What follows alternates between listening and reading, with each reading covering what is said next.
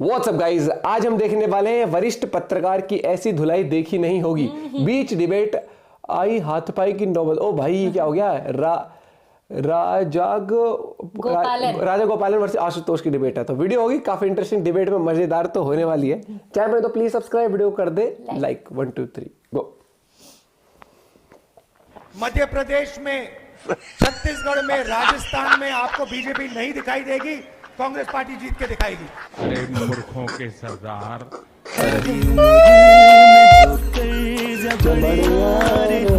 क्या बात है। अगर उनको ये बताने की जरूरत पड़ जाए कि उत्तर प्रदेश की योगी आदित्यनाथ के कॉपी करने से वो एक बड़े मुख्यमंत्री हो सकते हैं, जो एक जमाने में प्रधानमंत्री पद के उपयुक्त दावेदार हो सकते हैं, तो ये उनकी सबसे पहली और सबसे बड़ी हार है कि मध्य प्रदेश में गुजरात हो सकता है, बिल्कुल गुजरात जैसा रिजल्ट, यानी कि बीजेपी एकदम सफाचट, सब सुपड़ा साफ। आशुतोष कह रहे हैं कि सबसे महत्वपूर्ण बात यह है कि नरेंद्र मोदी बिल्कुल राहुल गांधी की जैसे हो गए। वो मध्य प्रदेश से पूरी ताकत लगा रहे हैं, लेकिन कोई नहीं कह रहा कि मध्य प्रदेश भारतीय जनता पार्टी जीत रही। छत्तीसगढ़ में जाके पता नहीं क्या क्या कह रहे हैं, लेकिन फिर भी कोई नहीं कह रहा कि भारतीय जनता पार्टी वहां जीत रही है। उसका जवाब देना पड़ेगा। Ashutosh was misleading the voters. Okay, let's not. No, Ashutosh, 1 minute. No.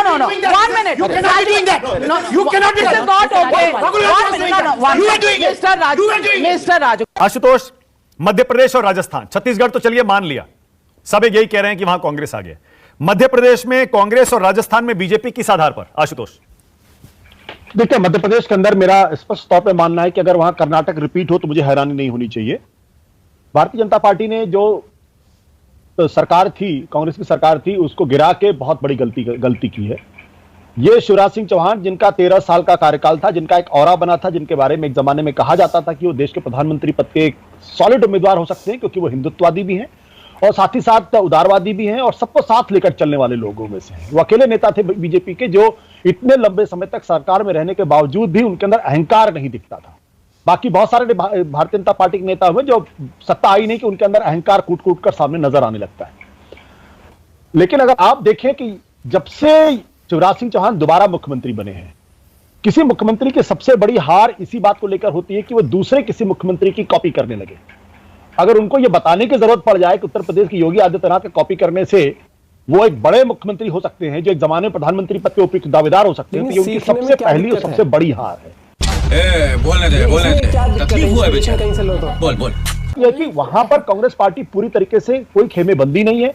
वहां पे सबको मालूम है मुख्यमंत्री पद का चेहरा कौन है, और 19 साल की एंटी इनकम्बेंसी अपने आप में जबरदस्त एंटी इनकम्बेंसी होती है। इसलिए मध्य प्रदेश में सरप्राइजिंग रिजल्ट हो सकते हैं कांग्रेस के लिए, छत्तीसगढ़ से बेहतर रिजल्ट हो सकते हैं। अच्छा देखिए आशुतोष, एक सेकंड में राजस्थान भी, लेकिन उससे पहले जैसे हर्षवर्धन त्रिपाठी कह रहे हैं कि मध्य प्रदेश में गुजरात हो सकता है, बिल्कुल गुजरात जैसा रिजल्ट, यानी कि बीजेपी एकदम सफाचट, सब सुपड़ा साफ।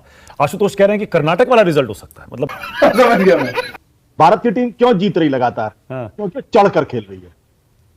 बीजेपी क्यों हारती हुई दिख रही है? क्योंकि चढ़ के नहीं खेल रही है। ये बुनियादी बात है, बाकी चीजें तो अपने आप एड अप होती रहती हैं। देखिए, आज की तारीख में जो आपने मुझसे सवाल पूछा था, जिसकी मैं भविष्यवाणी तो वैसे नहीं करता हूं, लेकिन फिर भी मैं एक चीज बहुत बुनियादी तौर पे आपको बता दूं कि भारतीय जनता पार्टी छत्तीसगढ़, राजस्थान, मध्य प्रदेश, इन तीनों के बारे में मेरा अपना मानना यह है कि भारतीय जनता पार्टी में कांग्रेस की पुरानी आत्मा प्रवेश कर गई है और भारतीय जनता पार्टी कांग्रेस की तरीके से बिहेव कर रही है। तो सबसे महत्वपूर्ण बात यह है कि नरेंद्र मोदी बिल्कुल राहुल गांधी की जैसे हो गए। इस सज्जन को क्या तकलीफ है भाई? क्या हो रहा है? ये क्या तकलीफ है इनको? वो कर्नाटक जाते हैं तो भारतीय जनता पार्टी हार जाती है, वो हिमाचल प्रदेश जाते हैं भारतीय जनता पार्टी हार जाती है, वो मध्य प्रदेश से पूरी ताकत लगा रहे हैं, लेकिन कोई नहीं कह रहा कि मध्य प्रदेश भारतीय जनता पार्टी जीत रही। छत्तीसगढ़ में जाके पता नहीं क्या क्या कह रहे हैं, लेकिन फिर भी कोई नहीं कह रहा कि भारतीय जनता पार्टी वहां जीत रही है। राजस्थान में हारी हुई बाजी को जीतने की कोशिश कर रहे हैं, पता नहीं जीत पाएंगे नहीं, मुझे नहीं मालूम। लेकिन कांग्रेस का असली जो खेल है वो इस वक्त तेलंगाना के अंदर है, और तेलंगाना क्लासिक केस है। जिस हैदराबाद की म्युनिसिपैलिटी में भारतीय जनता पार्टी ने एक माहौल बना दिया, भौकाल क्रिएट कर दिया था कि वो तो लोकल बॉडीज के चुनाव में भी जीत जाते हैं, और उसके बाद वो देखिए बीआरएस के टर्फ पे खेल कर उन्होंने ऐसी तैसी कर दी। पता ही नहीं चल रहा कि तेलंगाना के अंदर भारतीय जनता पार्टी वहां खड़ी भी है। तो जब ऐसी स्थिति हो जाएगी, जब भारतीय जनता पार्टी कांग्रेस जैसी बिहेव करेगी, तो फिर नतीजे वही होंगे जो हर आदमी सोच रहा है इस वक्त। और ये बड़ी इंटरेस्टिंग आपने और कंट्रोवर्शियल बात कह दी आपने कि नरेंद्र मोदी राहुल गांधी की तरह हो गए हैं। वो जहां आप जा मुझे रहे हैं बता चुनाव, जहां जा रहे हैं वो चुनाव बीजेपी हार जाती है, क्योंकि जहां तक हमें याद है हाल में 3-4 राज्य बीजेपी ने जीते हैं और मोदी जी वहां खूब प्रचार करके आए हैं। गुजरात गए, यूपी गए, उत्तराखंड गए, वो भी जीता। हम लोग शायद हमारी याददाश्त थोड़ी कमजोर होती है। 2017 में कांग्रेस पार्टी के अध्यक्ष बने थे राहुल गांधी, गुजरात में भारतीय जनता पार्टी के नाको चने चप गए थे। कोई सेंस है इस बात की? क्या हो रहा है ये क्या? और कर्नाटक में मोदी जिता नहीं पाए थे, राहुल गांधी पार्टी के अध्यक्ष थे। मध्य प्रदेश, राजस्थान, छत्तीसगढ़ और अप्रत्याशित तौर पर कांग्रेस पार्टी जीत गई थी। तो क्या मान लिया जाए कि राहुल गांधी मोदी से बड़े नेता थे? तो चुनाव जिताना और चुनाव जीतना हारना अलग तरीके। जब आपकी पर्सनालिटी में वो चीज पैदा होने लगे, वो डिस्टॉर्शन पैदा होने लगे, तब समझ लीजिए कि आप चुनाव जिताने के लायक राज्यों के अंदर नहीं है। ये जो ऑर्गेनाइजर ने लिखा था वो ऐसे नहीं लिख दिया था। ऑर्गेनाइजर बहुत सोच समझ के लिखने वाले लोग हैं, और वो भी नरेंद्र मोदी के बारे में लिख रहे हैं। जब उन्होंने लिखा था कि नरेंद्र मोदी विधानसभा के चुनाव में जिताने की क्षमता नहीं रखते, और नरेंद्र मोदी ने खुद क्या कहा था आपको याद होगा, राम मंदिर का मुद्दा चुनाव जिताने लायक नहीं रह गया। ये दो चीजें जिसको आप जोड़कर देखिएगा। आप तो ऑर्गेनाइजर की बातों को काफी गंभीरता से लेने लगे। अक्सर पहले तो आप ऑर्गेनाइजर पर भी खूब हमला करते थे।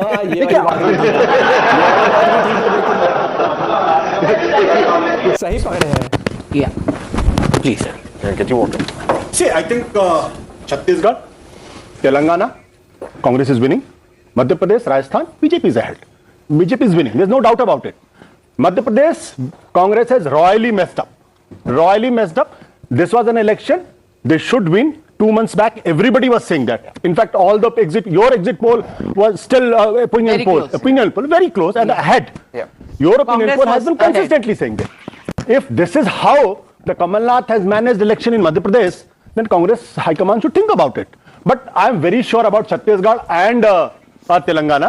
Congress will smoothly. If it is 2 each, 2 states to the BJP and 2 states to the Congress party, then what would you say about anti-incumbency? Not just of the leaders within the states, but the Prime Minister who's been at the helm for 10 years now. What do you say about how you see this moving forward to 2024? See, 2024, Mr. Modi will be the X factor. There's no doubt about it. So whether this election goes 4-0 to the Congress, it will not make any difference for 2024. I think 2024, if opposition can get together, can have a 1-to-1 contest more than 400 seats, then they can think about some fight. Okay, I just want to focus a little bit on the big seats. Just a second. I want to get the seats. It is important to put out. Sorry for my outburst. Okay, but thank you. At least because of my outburst, Ashutosh changed his view. Okay, no, he did. Thank you very much. Let's leave that behind. I don't Respected. I'm sorry. I told you. I'm sorry. Okay, let's go back. All right, that's not important. Mr. Rajagopalan, no, this is not. I'm sorry, this is not about journalists and their differences here. This is about the results. Ashutosh को जवाब देना पड़ेगा अभी। आशुतोष को जवाब देना पड़ेगा। He was misleading. Ashutosh was misleading the voters. Ashutosh did a wrong thing on Congress. Ashutosh exposed Congress. He should be answerable now. Okay, let him wear his mic. He did a great amount of bakwas in the studio. Okay, let's not. Let's not go there. Okay, let's not. No, Ashutosh, 1 minute. No. 1 minute. You cannot be doing that. You cannot be doing that. Mr. Every time you have been saying Congress means what is that? No, this is not okay. You are doing it. You are doing it. Mr. Rajagopalan, please calm down. You are doing You it. are respected and he is a respected man. 1 minute. No. It's all right. It's all right, Mr. Rajagopalan. Just calm down. What was he doing? Okay, that's all right. He's free to do whatever he wants to do, and you're He free must to do. expose that. No, He must expose that. 1 minute. He must expose that. Mr. He has been a Rajagopalan, terrorist. Mr. Rajagopalan, calm down. This is not correct. And Ashutosh, let's get back to the political question and the analysis. That's what we journalists are all about. बंद करो हाथ जोड़ के मैं। भाई ये तो जबरदस्त डिबेट हो गई थी। आई एम श्योर आप लोग को मजा आएगा डिबेट देख के। जरूर शेयर करना। और जितने मैं हमेशा कहता हूँ एग्जिट पोल या पब्लिक पोल जो भी आती है ना, उसमें कभी भी सही नहीं होता। और कितनी बार देखा गया है कि ये बता देंगे ये पार्टी जीत रही है, और जब प्रॉपर आता है तो वो, क्योंकि वो लिमिटेड लोगों से ही तो यार पूछते हैं। वोट डालने जाते हैं लाखों में लोग, पूछते हैं 10-15 हजार से। तो मुझे लगता है कि थोड़ा सा रहता है वो चीज़ कि आप हमेशा एग्जिट पोल पे अब निर्भर नहीं रह सकते कि किस हिसाब से, क्योंकि end of the day true result आता है जब मास में जाते हैं लोग, उसमें पूरा भर के जितने ज़्यादा वोटर्स निकल के जाते हैं। और भाई ये देखो, मुझे लगता है कि कितना भी कुछ कह लो, कुछ राज्य हैं वहाँ पर मतलब कांग्रेस की पकड़ है, ठीक है, तो वहाँ पर आ जाती है। लेकिन ओवरऑल अगर आप देखते हो, ओवरऑल अगर आप वो देखते हो कि लहर किस चीज़ की है, तो वो बीजेपी की। और बीजेपी की वजह से नहीं कहूँगा मैं, सबसे पहले बात कहूँगा, ये अचीवमेंट आप कोई नहीं छीन सकते, मोदी जी की वजह से है जो आज बीजेपी जहाँ पर भी अच्छा कर रही है। वहाँ के लीडर्स हैं नो डाउट बहुत अच्छे, लेकिन एक जो सेंटर वाली बात आ जाएगी ना, जब कि वोट पड़ेंगे पूरे देश का प्रधानमंत्री किसको बनाना है, तो वहाँ पर मोदी जी को ही मिलेगा वोट, क्योंकि वो वहाँ पर दिखता है। वो कहते हैं ना स्टैंड अलोन लीडर, वो सामने खड़ा है, मैं आपको दिखता है ये है मेरे देश का लीडर। ओपोजिशन में भी कोई खड़ा होगा ना कि इससे कम्पीट कर रहा है, हमें ओपोजिशन में कुछ दिखता ही नहीं है, हमें दिखता है कि ओपोजिशन में हम फर्स्ट वाली बात आती है, क्योंकि दूसरे लोग अलायंस बना के आए जा रहे हैं, मतलब एक पर्टिकुलर फेस नहीं है कि इसके ऊपर अलायंस या गठबंधन तभी ठीक लगता है जबकि प्रॉपर तरीके जीत नहीं पाया, तब आपको 2-4 सीट लेनी पड़े। आपको पहले से भरोसा नहीं है, हाँ, जब किसी को भरोसा ही ना हो पहले से, तो फिर मुझे लगता है कि उसको और तैयारी करनी चाहिए। और अभी तैयारी अब कब, अब तो 2024 आ गया दोस्तों, और मुझे बहुत ही मुश्किल लग रहा है बाकी पार्टियों का अच्छा परफॉर्मेंस, बहुत मुश्किल लग रहा है। ये मैं बोलूंगा भैया, धीरे धीरे मुझे लग रहा है मैं भी जर्नलिस्ट बनता जा रहा हूँ। पता लगा कि इस दिन न्यूज चैनल वाले मुझे बुला रहे, आओ भैया, जैसे बिग बॉस वाले यूट्यूबर्स को बुलाने लग गया, पता लगा जर्नलिस्ट को भी बुलाने लगे, तुम आओ यूट्यूबर्स, बहुत बोलते हो, आओ तुम्हारी बारी है। मेरे हिसाब से यही होगा, आप देख लेना 2024 का नतीजा सुपड़ा साफ है, बहुत तगड़े क्या होता है सुपड़ा, मतलब अच्छा, एक तरफा जीत जाएंगे इलेक्शन मोदी जी, मैं बता रहा हूँ, देख लेना ये होगा, और ये तो होगा। बाकी आप अपनी राय पेश कर सकते हो, सब अपनी अपनी मर्जी से, भाई सबके डेमोक्रेसी है, आपको कोई और लगता है आप बता देना, हमें तो यही लगता है। Bye bye, take care.